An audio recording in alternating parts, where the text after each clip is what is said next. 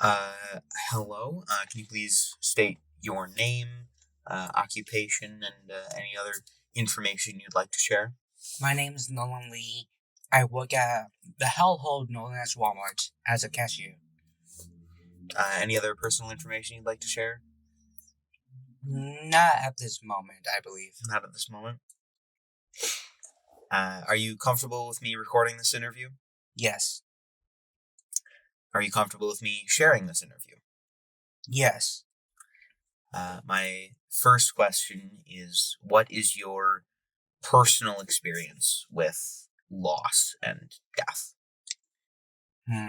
in a broad sense? In a broad sense, for me, I have not really brushed too much with death, to be honest. But really, the closest I've come to a major loss was when my grandma got cancer a few years back again. And really, that was one of the closest times I've had an actual experience with loss. And then more recently, one of my uncles, who is only like a year older than me, he sadly passed away back in November. And so, even though we never were always on the same length due to like a lot of different problems on both our ends, just seeing him die so young and live through such a traumatic, stressful life, it's it was something. But for me, I don't have too many experiences with loss and death. How do you think those, albeit limited, experiences have shaped your viewpoint around death? Um, I don't really know, really, because um, a lot of my beliefs when it comes to death were kind of more just like amplified a lot more with mainly my uncle's death, since my grandma didn't wasn't one who died, and it was just kind of like that idea of I may lose the grandma who honestly is one of the best female figures I know. But my but when my uncle died and I was at his cemetery, the belief I kind of built up was I want to get buried here, since it was a cemetery full of a lot of my other relatives, including my great grandma who, though died when I was still young, helped raise me and my older brother and both my dad and my uncle. But those experiences didn't really influence my perception of what death was or loss. Uh, there are many different religious interpretations of uh, death and what it means and what happens after. Do you ascribe to any of those, or do you have your own sort of belief system? For me, I grew up as a Catholic, so a lot of my belief of death is heavily centered in like heaven and hell. But there is a lot of sprinkling of monk shamanism due to the fact that it's a lot of my cultural heritage, and I find that very interesting. So my like there is an afterlife in my opinion, but whatever the afterlife is, I'm not really certain about. But I do know that sometimes you're not going to get into there, and it may take a while. There will be spirits lying around. There will be things that will haunt you, and you may stay around for a lot longer than you want to when you die. But really, for me, death is very much on a spiritual level, and it's just your spirit and your soul going back to wherever you came from. That leads me into another question of mine. What do you think about when you think about your own death? I I think about a lot of things when it comes to my death, and for me, a lot of it kind of just tries to be, oh, trying to figure out how am I gonna deal with it. Because I'll be honest, I am scared of death. I'm scared of a lot of my future, to be frank. But when it comes to just imagining my death, it worries me because it's like really what comes next is actually a great mystery, and for how confident I can always come off as, it just when I think about my own death, I'm kind of just scared about a lot of things. Because one of the biggest things that I do ask myself if I were to die is who's gonna care about me? Who's gonna mourn me? Who's actually gonna cry over the fact I'm gone? And who's gonna remember me? You mentioned previously your uncle who uh, passed quite early in his life. Do you think that that shortness, that quickness of life and death uh, changes your own value that you put on life? Yes, to an extent, because my personal belief is that life is beautiful, so let's not waste it and enjoy the moments you get. Sure, it can be difficult, and sure, we all know we're gonna die, so no matter how short your life is gonna be, my kind of mentality is die in style. Die in a way that you feel happy about. Because, yes, you don't know when your time is gonna end, so just kind of enjoy the moments you have and live life to the fullest you can without really letting yourself feel hindered by the fact one day you're gonna die. That'll be all, I guess. That's all. Thank Yep. you very much. Thank you for your time. I can't appreciate your assistance enough.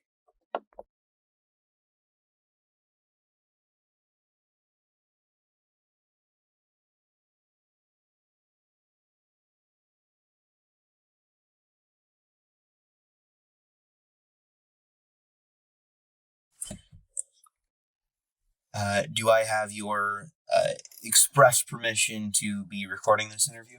Yes, you do. Can you please state your name, occupation, and any other interests or information you'd like to share?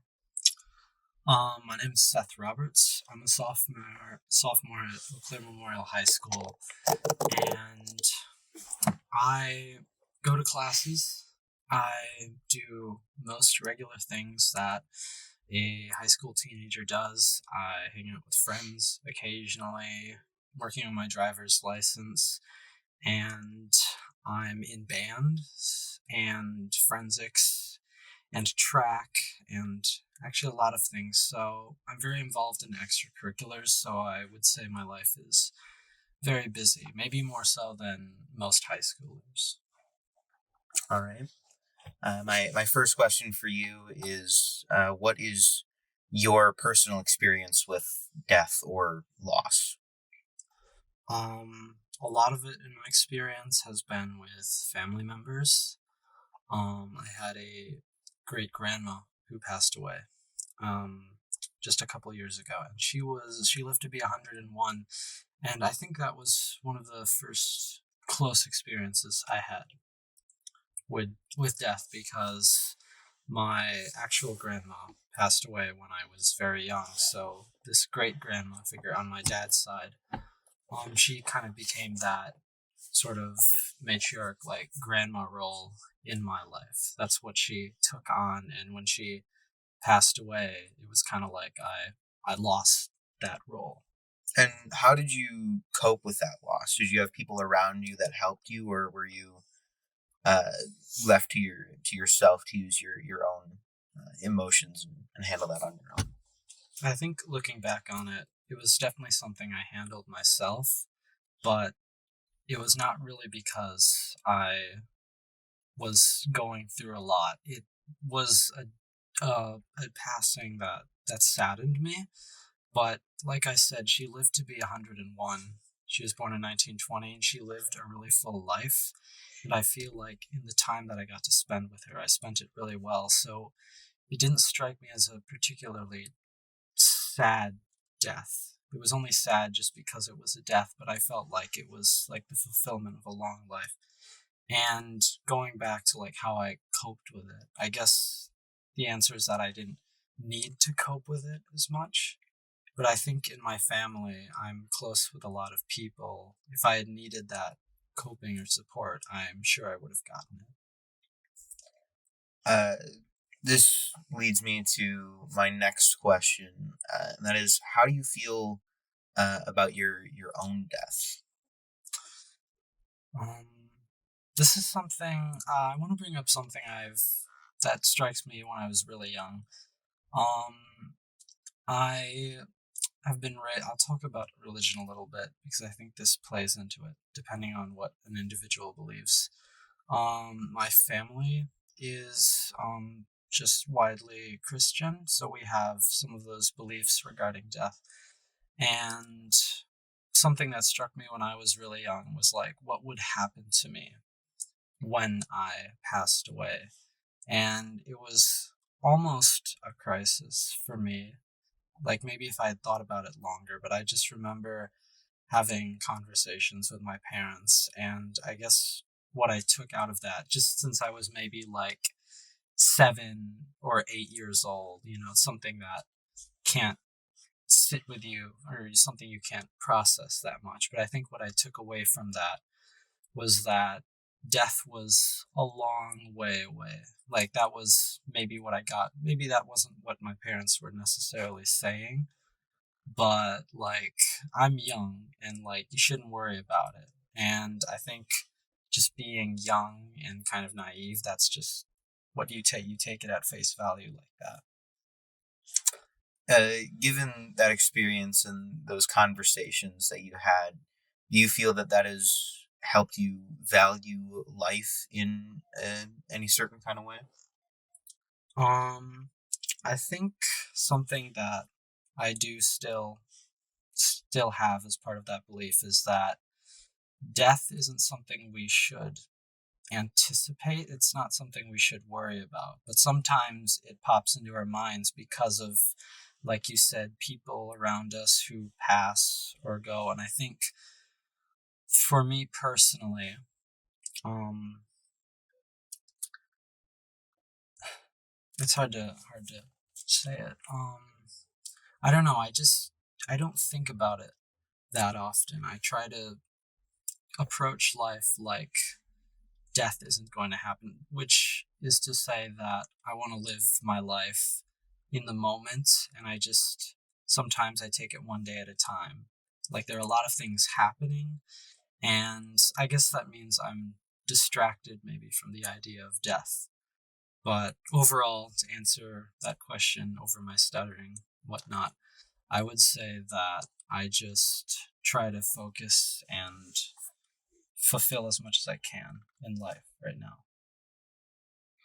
Does that fulfillment lead you to uh, any important decisions that you may have made or will make? I think something that comes with fulfillment is like personal hobbies or goals. Certain things that aren't just like, in the moment, like instant gratification, like hanging out with friends or doing like enjoyable or like, inherently fun things. I mean, those are all great and I value those in my daily life. And I know it's important just to stay healthy and to remain social. But I guess like in terms of long-term goals, like I'm in band and I have an instrument and I would consider that I'm fairly committed to this instrument. I play trumpet and piano actually. And something with an instrument is that if you once you start to get really good at it or once you've invested enough time in it, it becomes sort of this mental game where you have to stay committed to it, which means you have to invest more and more time into it, into this one thing, and that becomes a portion of your life on a regular basis because you have to practice daily and you have to perform and whatnot, and becomes a part of your life. Given the things that we've talked about today, do you think that these subjects are talked about enough in society, and or do you think they're talked about too much? Or Um, I guess this is a really subjective question because you can kind of only answer it based on how much you see as an individual, how much you choose to see or look into. But I would say that there is a strong notion in a lot of media about not necessarily about death, but a lot of the violence in the world. And I think as a society, it's made us paranoid in certain cases, or a little bit too eager to talk about like death and stuff. But overall, I think that it's a good thing that we're able to talk about these things and have them as open subjects and not taboos, because for some people, coping with the idea of death is really hard. And when people don't acknowledge that, then it feels like you're isolated. That's all the questions I had today. Did you have any other thoughts or anything you'd like to add? I think mine is more of a message that I want to relay. It's just that sometimes life is really overwhelming, and just these big ideas down the road about death and about your money and certain things, those things definitely pop into your head.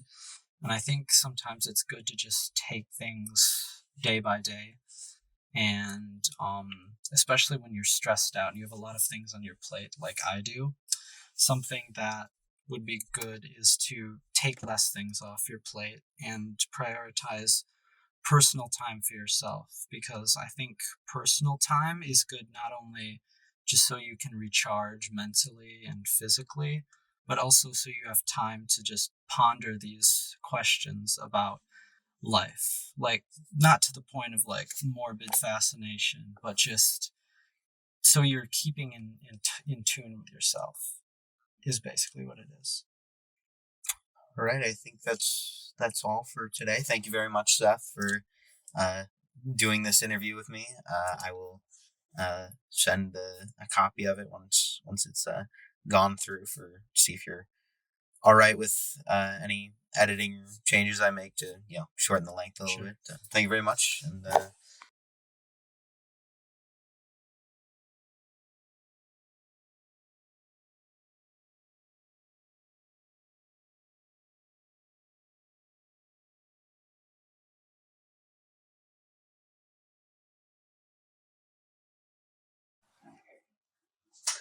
I will start by asking if you are comfortable with me recording this interview.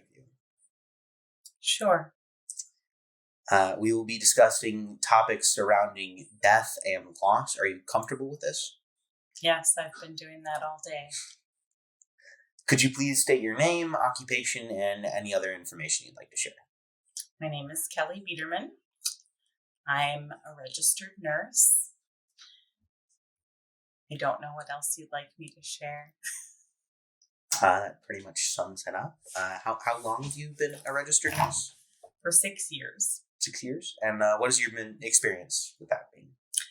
Well, I have had a varied experience, but the majority of my time has been spent at the beginning and end of life as a labor and delivery nurse and as a home health and hospice nurse. And my first question is, what has been your experience with loss or death? That experience is very varied. With regard to my jobs, I've seen loss before life begins, and I've seen loss over 100 years old. What's the feeling with each one of those? Is it similar? Is it very different? I think that there are a variety of feelings that different people experience around death. When it's unexpected, or especially in the very young or in babies, that loss is felt very deeply. It's not just a loss of life, but also a loss of potential, what a life could have been. And when people are very old, sometimes it is expected and sometimes it is not. With hospice specifically, it's more often expected. but everybody carries it differently.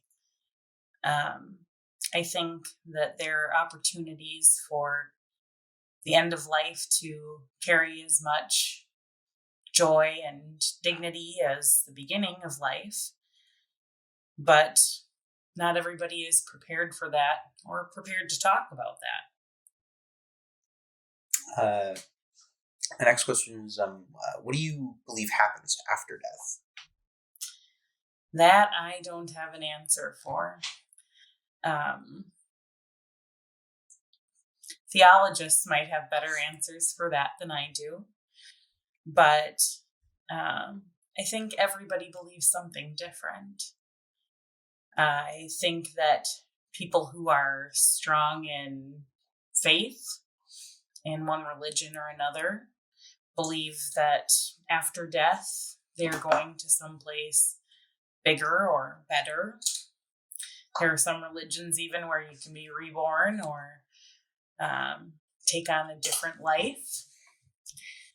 I, to my knowledge, have never experienced my own death, so I guess I can't say what's in the great beyond. Is that unknowing? Does that scare you at all? Not really. I mean, I think that for myself and for a lot of people, you don't know, but death isn't really about you. You know, when you die, you've died. And so your consciousness here ceases to exist. But I guess I'm not worried about what's next. The people that you leave behind are the people who are more concerned about where you're going. That does lead into my next question of how do you feel about your own death? Well, I mean, I'm not looking forward to it, I guess. I hope it's a long time off, but mostly I just want to live a good life while I'm here, and I hope that when it is my time to die that I am allowed to do that with some semblance of grace. How has your experience with loss and the other things we've talked about today affected your view of life and the value it has? I think in my line of work now, which is a lot closer to the end of life than it is the beginning, I think that the value isn't necessarily in how much did you accomplish. Certainly isn't in money, but for the people who are nearing the end of their lifespans, it's about being able to share their experiences and tell their stories. And I don't know, I guess I think that the value is in all of that more than anything else. As someone who experiences the end of many people's lives, how do you think they react most often? I think, kind of like I alluded to before, for most people who are dying, it isn't about them. It should be. It should be about the stories they have to tell and the life that they lived. But more often than not, people aren't concerned about where they're going or what's happening to them. It's about how is this going to affect the people that I'm leaving. Any final thoughts? I think the best thing you can do is live the life you have the best you can. And when it's your time to go, leave the people that you're leaving behind with as much joy as you could possibly give them. Thank you very much. I think that's all I have to ask you today. I can't thank you enough. Thank you very much.